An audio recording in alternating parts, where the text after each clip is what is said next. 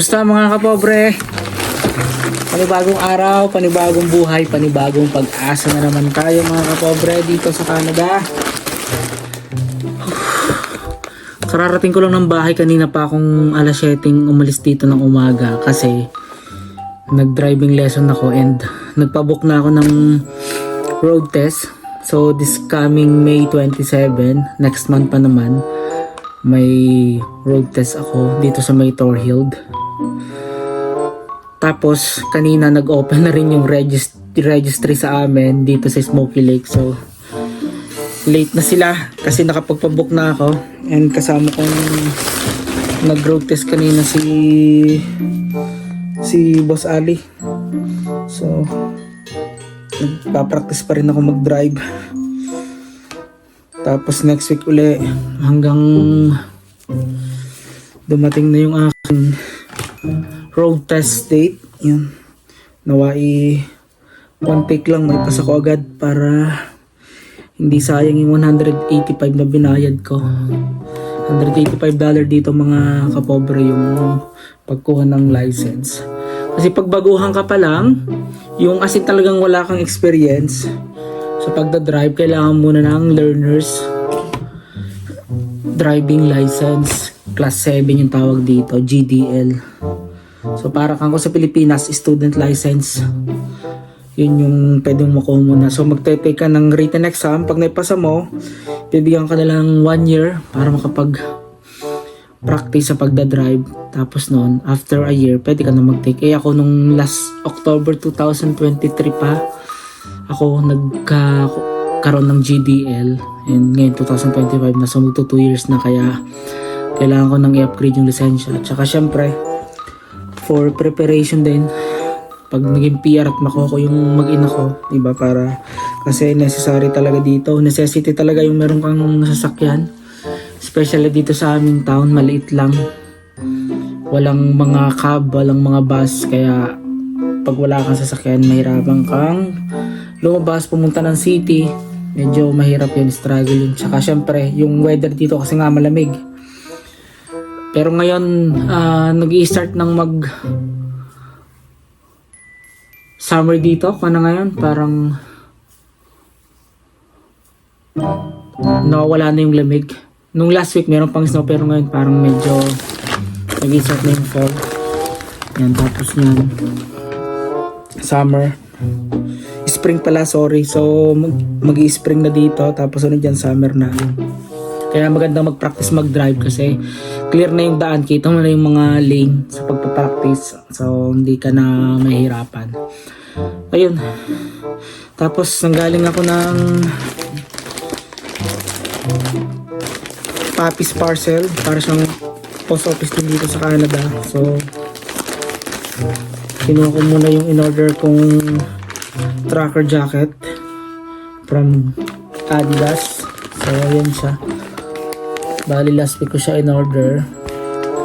Ito ang design nito, from Jamaica yung design niya. Gustuhan ko lang, ewan ko, nagkaka-interest talaga ako sa mga racing jacket, tracker jacket. Yun yung mga gusto ko ngayon. Pinipigil ako yung sarili ko sa mga apps, pero malimit kasi may offer, kaya ayun, inisip ko na lang yung mga tips ko yung ginagamit ko dito para hindi masyadong masakit sa bulsa. Kasi dollars dito, alam niyo naman, gastusan dito puro dollars. Medyo kon pa yung mata ko kasi nantok pa ako. Umaga akong nagising kanina, alas 6 AM, tapos 7 kami umalis. Yan, tapos balik kami dito before 12 kasi may ayusin din si Boss Ali pa nila. Papalitan daw ng windows yung bahay niya, kaya kailangan nandun siya. Ayun. Kaya kasi nga Thursday, Friday ako naman, Wednesday, Thursday, kaya may isang araw kaming nagkakasabay ng day. Ayun. So next time yun, na-open ko na siya sa parcel ko, pero next time ipapakita ko siya sa inyo. Ganda rin niya, McLaren tracker jacket siya. Parang kaka-interest talaga akong mga lekta ngayon. Siguro related sa pagkuha ng lisensya. Tapos ito pa yung isa, ito naman i-duffel bag pa, Adidas din siya. Tingnan natin yung name ko. Excited ako kasi hindi pa nagme-message yung parcel papi, kasi usually nagme-message sila sa akin Pero kasi may tracker din ako ng delivery ko. So, yung isang tracking company dito is yung Purolator. So, yun, may apps ako noon. Tapos, na-check ko kung nasa na yung product ko, kung malapit na ba dumating yung parcel ko. Ayun, nakita ko kanina na nag-appear na siya na pwede ko na siyang kunin. Kasi nandun na. Hinga lang hindi pala nalilibila ng mga staff doon. Pumuntaan ako, nagbaka sakali na rin ako. Pero yun, okay naman. Pagdating ko, medyo kilala na rin ako doon. Kasi nga, yung pangalan ko, nag-iisa dito, Placido. Tapos hirap na hirap pa silang bigkasin yung pangalan ko. Ayun. Ito, pakita ko sa inyo, unbox na natin. Ayan, fresh na fresh. Ito naman kasi yung payment naman ito is split into 4 payment. So depende kung anong gusto nyong payment method nyo. Pwede dito monthly, pwede yearly. Ito 4 weeks to pay ko siya, 4 weeks to pay. Bali every bi-weekly, kakaltasan ako sa credit card ko.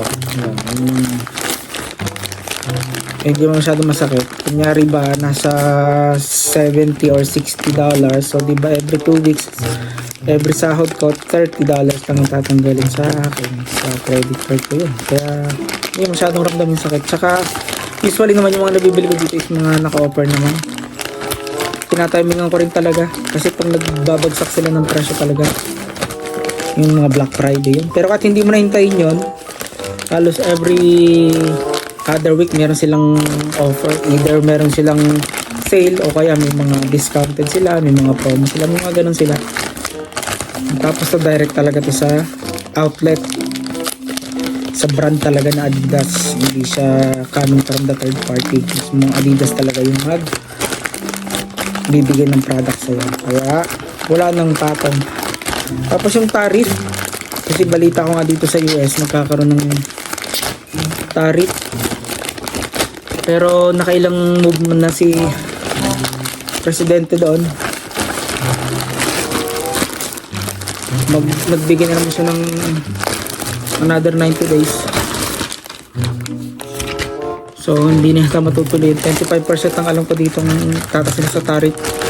Kasi syempre yung mga karamihan pa naman ng mga gusto kong brand galing sa Amerika yun. Pero yung mga na-order ko so far, wala pa naman. Same lang din yung tax, yung GST lang yung binabayaran ko. Wala pa yung tariff. Kaya yun, sinasamantala ko na rin ba.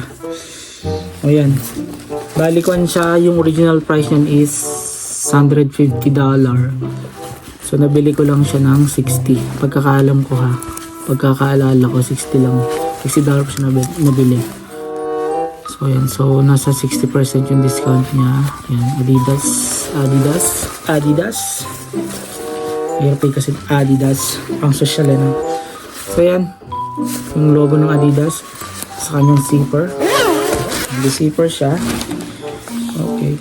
Pangkuan lang siya.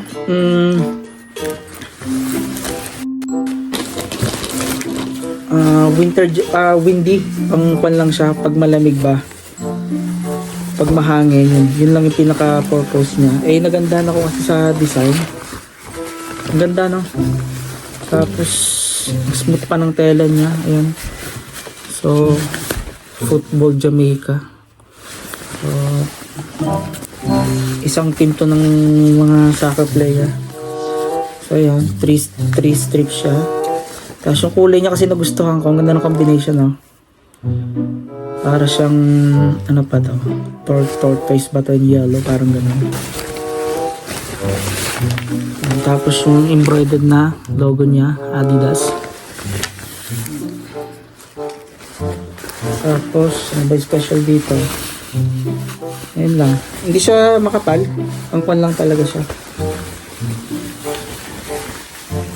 Ganun lang siya. Saktong-sakto lang yung sukat. Small lang siya. Karami naman ng mga sinusot ko, small dito. Malalaking tao dito eh. Kung sa Pinas yan, medium, pero dito small. Saktong-sakto lang small.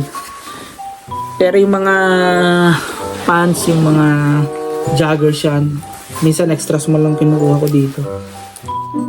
Ba yung size nila dito eh. So yan. Ganda no? Ganyan siya kapag suot ko.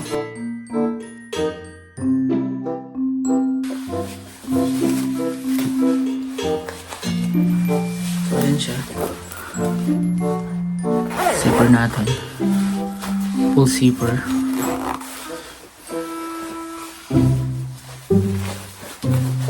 Athletic na.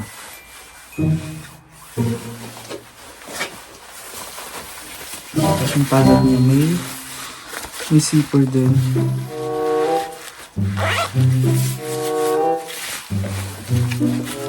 Wala akong pocket ng left and right. Ganun siya kapag sakto. Sakto lang yung fittings niya. Pwede rin natin tanggalin yung zipper.